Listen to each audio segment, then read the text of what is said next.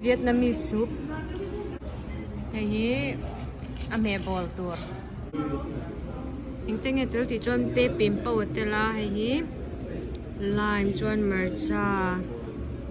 Chuan hei halama chuan in basil an tia. Rem hmuh chi khat ang deuh rem hmuh eiin arim an na lo. Hei ni hi a soup atak chu. Vietnamese soup chu. Bong sa pan tein. Kanita chuan ta. Pe pim pawh. Du chuan a tel thei ma. Avum tur mai basil na ka tela. Ka du tho khawp mai. Ti khai.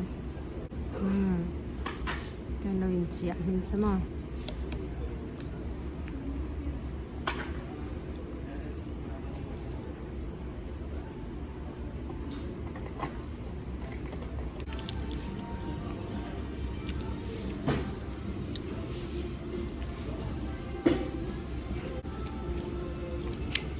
tùy é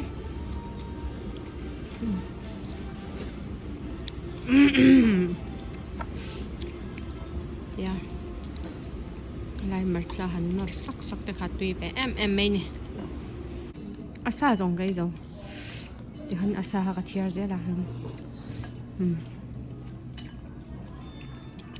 a chaw hi a tui ma hi ma hi zo thei ta e fa ani hi ma fa pho kha Vietnamese so chan fa an ti